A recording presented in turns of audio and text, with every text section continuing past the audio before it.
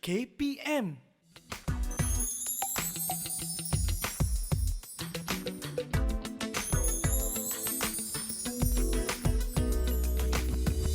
Assalamualaikum, apa khabar? Saya ucapkan selamat menjalani ibadah puasa dalam bulan Ramadan. Pastinya dalam bulan Ramadan ini ramai yang terkejar masa kan untuk belajar, yang pergi sekolah pula membahagikan masa, mana masa yang digunakan di sekolah untuk belajar itu, dan pulang pula terkejar-kejar menantikan waktu berbuka hinggalah malam menunaikan solat tarawih. Tetapi ada ke masa belajar? Mestilah ada.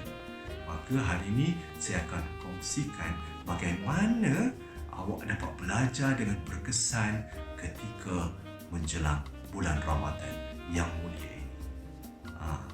Pertama sekali ialah kita harus ada niat. Dalam bulan Ramadan, sebelum kita menjalankan ibadah berpuasa, kita kena niat berpuasa. Begitu juga kita tanamkan dalam diri kita ketika bulan Ramadan ini, kita niatkan untuk mengulang kaji, untuk belajar adalah kerana salah satu ibadah kita ataupun matlamat kita untuk berjaya dalam pelajaran, untuk meningkatkan kualiti diri kita, kualiti keluarga kita, dan yang penting mencapaikan cita-cita yang telah kita idam-idamkan. InsyaAllah dengan niat kita untuk terus berjaya dan kita tanamkan dalam diri kita, pastinya kita akan dapat semula jadi fokus kepada pelajaran.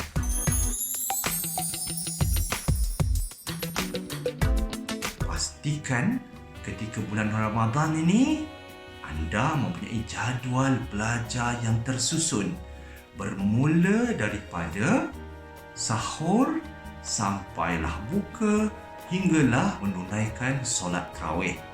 InsyaAllah rasa mengantuk, rasa lesu, rasa malas itu tak akan berlaku. Selepas kita bersahur itu, kita menunaikan solat subuh, kemudian kita sambung dengan mentelaah pelajaran atau mengulang kaji pelajaran. Kemudian dalam tempoh 1 jam begitu, mungkin persediaan untuk pergi ke sekolah. Bila balik sekolah waktu petang, mungkin perlu juga nap ataupun kita kata tidur sekejap. Bila kita tidur sekejap ni, kita recharge balik otak kita, fizikal kita untuk lebih bertenaga. Dalam pukul 3.30, pukul 3 begitu, kita sambung dengan membuat kerja rumah ataupun mentelaah pelajaran kita. Sebelum menjelang waktu berbuka, anda melakukan aktiviti fizikal yang ringan. Waktu hampir berbuka, mungkin membantu ibu bapa di dapur untuk menyediakan cuadah. Kemudian habis sahaja maghrib berjemaah bersama keluarga contohnya, bersiap pula untuk menunaikan solat tarawih.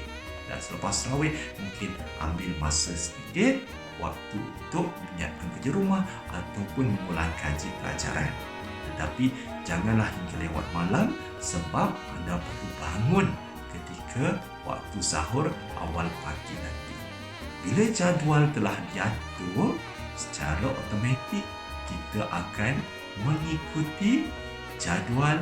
Mula-mula memanglah kita rasa macam malas nak ikut, kita rasa tak fokus, tetapi apabila kita ikuti hari ke hari, insya-Allah ia menjadi budaya dan anda dapat fokus belajar dalam bulan Ramadan.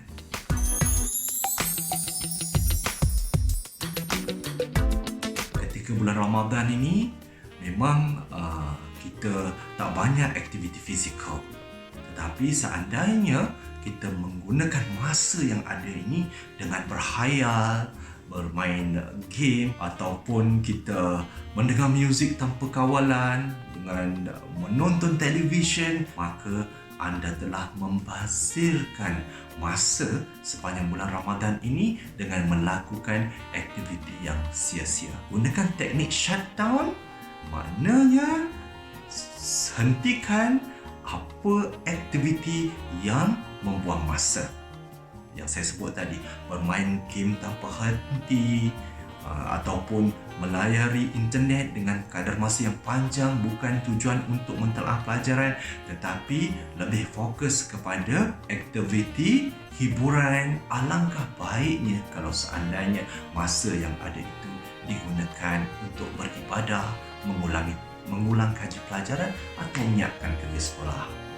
Pastinya anda akan dapat lebih committed kepada tujuan anda belajar. Didik TV KPM. Didik TV KPM.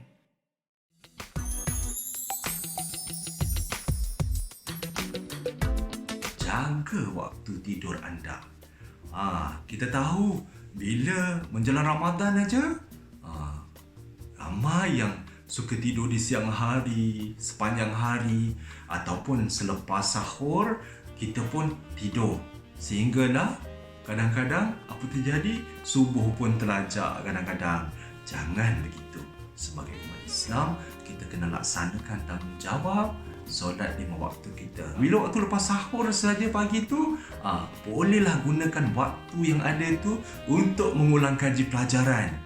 Tengah fresh bangun tidur tu, boleh tengok apa tu, mungkin sains ataupun matematik, kita buat latih tubi, fikiran kita akan lebih tajam, ingatan kita, ya. Jadi gunakan waktu selepas sahur itu peluang untuk merebut kepandaian dengan melatih tubi atau mengulang kaji pelajaran. Dalam masa yang sama, waktu siang yang panjang kalau tidak bersekolah ataupun hujung minggu, gunakan untuk mengulang kaji pelajaran. Tetapi ingat, saya pernah perkenalkan dulu, iaitu salah satu teknik Jeda oleh Marty Lockdale menyatakan bahawa apabila kita belajar dalam masa yang panjang, 1 jam atau 2 jam, dalam 25 minit kita berhenti seketika, ataupun kita kata take 5 untuk kita recharge otak kita, minda kita, dan kita relax. Contohnya mendengar muzik atau melakukan aktiviti yang kita sukai seketika, dan selepas 5 atau 10 minit kita balik semula belajar. Lepas tu awak tengok sukat berapa tempoh jam awak fokus dalam pelajaran selama 24 jam atau 1 hari. Pastinya lebih daripada 2 jam. Jadi secara tak sedar anda telah berjaya mengingati, menguasai banyak topik pelajaran yang diajar oleh cikgu di sekolah.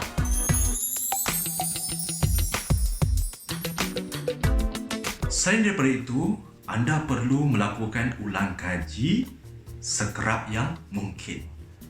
Kenapa? Sebab selepas kita belajar, kita kena buat latihan ringkas.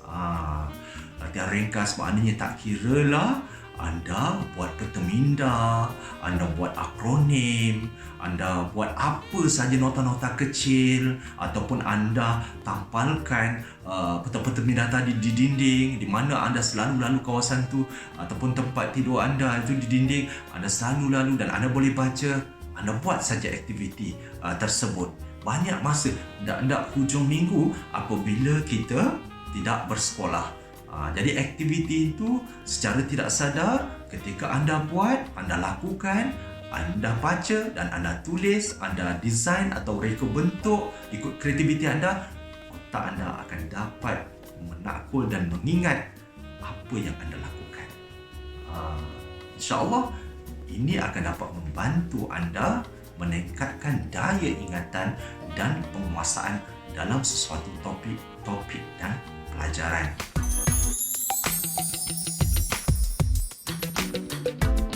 Ketika menjalani ibadah puasa ini, kita kurang aktiviti fizikal kita. Kalau hari-hari biasa, bukan dalam bulan Ramadan, kita lasak, berbasikal, jogging, kadang-kadang bantu ayah melakukan tugas-tugas berat di rumah, basuh kereta lah kan, bercucuk tanam dan sebagainya. Tetapi ketika bulan Ramadan ini, dia kadang ada kalanya secara automatik kita lebih kepada aktiviti minda. Bila aktiviti minda, awak kena ingat, boleh tak kita ataupun kita melayari internet atau melakukan aktiviti menggunakan apa saja perisian yang ada untuk meningkatkan ketajaman ataupun pemahaman kita, ketajaman fikiran dan pemahaman kita dalam sesuatu perkara? Tentu boleh. Sebab inilah masanya aktiviti yang ada, kita tidak menggunakan kekuatan fizikal ni, bimbang nanti penat, cepat letih, haus dan sebagainya. Kita boleh asah fikiran otak kiri kita ini kepada perkara-perkara yang memerlukan latihan. Contohnya, latih tubi matematik menggunakan apa perisian yang ada dalam internet. Ataupun kita bersoal jawab kuis dalam internet atau sebagainya. Ataupun kita berkongsi ilmu pengetahuan dalam media sosial. Kita bersoal jawab, mengadakan discussion, kumpulan belajar, ataupun dalam WhatsApp group itu ada guru-guru yang kita jemput bersama untuk berbincang secara kritis tentang suatu isu. Inilah namanya pelajar yang baik, yang menggunakan waktu dalam bulan Ramadan ini secara bermanfaat.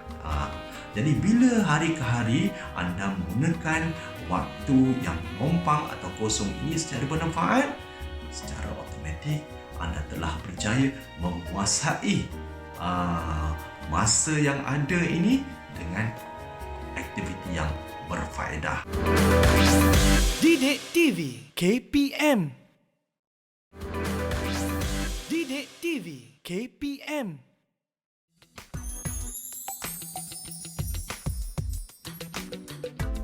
Dalam bulan Ramadan ini, awasi pencuri waktu belajar. Siapakah pencuri waktu belajar ini?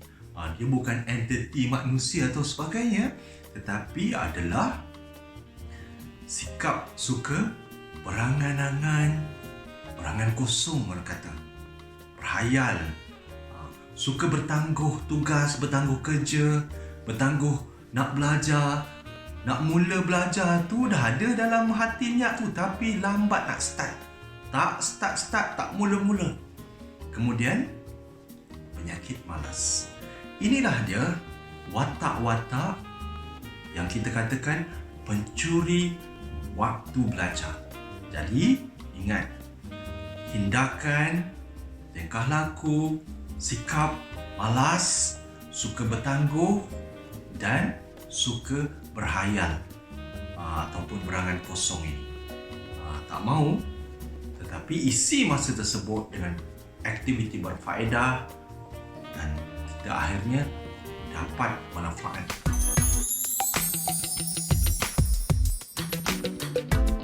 Belajarlah dengan ikhlas. Be happy bila anda seronok, anda ikhlas belajar. Sebagaimana kita beribadat, ikhlas melakukan ibadat dalam bulan Ramadan ini dan menunaikan solat serta mengaji ataupun beribadah sepanjang Ramadan, begitu jugalah dalam pelajaran. Kalau anda ikhlas belajar, anda seronok, secara sukarela ni anda belajar, automatik anda akan dapat menakul, mengingat, menguasai pelbagai topik dan pelajaran. Jadi belajar ni nak kena ikhlas, kena seronok. Barulah ketekunan akan datang. Barulah motivasi akan datang secara semula jadi. Stres pun stres yang you stress. Maknanya bila stres, anda walaupun tertekan, anda dapat gunakan masa tekanan itu membendek alternatif peluang-peluang untuk mencapai kejayaan ataupun keputusan yang terbaik dalam peperiksaan. InsyaAllah, saya yakin anda pasti akan berjaya.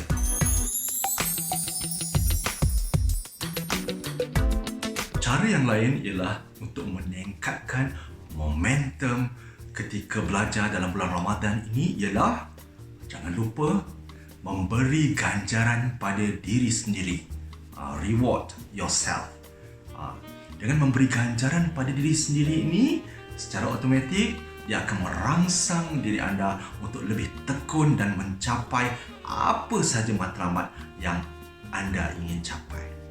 Sebagai contoh paling simple sekali, kalau waktu kita nak berbuka puasa, daripada siang dah kita berfikir petang ni nak makan apa, nak beli air katira ke, nak beli air cendol ke, nak beli air tembikai ke, macam-macam dah kita punyai draft atau matlamat untuk capai ketika berbuka nanti. Sama saja, begitu juga belajar. Apabila kita mencapai matlamat tersebut, contohnya kita mendapat kejayaan atau pencapaian ujian bulanan kita, mencatat keputusan yang sangat baik, reward diri anda, hadiahkan diri anda, ganjarkan diri anda dengan sesuatu yang anda suka. Contohnya apa? Membeli makanan sebagai contoh tadi. Anda kata, anda nak beli KFC lah. Mana kita ni orang susah kan, kumpul duit sikit-sikit nak pergi beli KFC, student lah katakan. Jadi itu pun salah satu anda menghargai diri anda. Bila anda menghargai diri anda, maknanya anda menyantuni, anda sayang pada diri anda, dan anda akan pastikan diri anda mencatat kejayaan yang hebat satu hari nanti. Dan setiap anda pastinya mempunyai impian-impian lain bukan, daripada bangku sekolah. Contohnya ingin memiliki kereta yang hebat, ataupun rumah yang besar, atau kerjaya yang tinggi atau hebat. Jadi ini semua adalah salah satu ganjaran-ganjaran yang telah anda sediakan pada masa depan untuk anda milikinya. Dengan syarat anda tidak jemu berusaha, dengan syarat anda tekun belajar, dengan syarat anda korbankan masa untuk mengulang kaji dan mencapai keputusan yang baik dalam peperiksaan. So, ganjaran dan motivasi itu penting tak? Sangat penting. Selain daripada ganjaran dan motivasi daripada keluarga, guru-guru, anda juga boleh memberi ganjaran dan memotivasikan diri anda dengan cara anda sendiri, mengikut kemampuan anda. Saya harap apa yang telah saya kongsikan tadi dapat memberi panduan kepada anda untuk meningkatkan motivasi belajar sepanjang bulan Ramadan. Ingat, pengorbanan itu penting. Dengan pengorbanan inilah anda akan berjaya. Dengan ketekunan dan kesungguhan kerajaan indah, anda akan berjaya pada satu hari nanti. Selamat menjalani ibadah puasa dalam bulan Ramadan. Jaga diri baik-baik. Temui anda di Menara Gading satu hari nanti.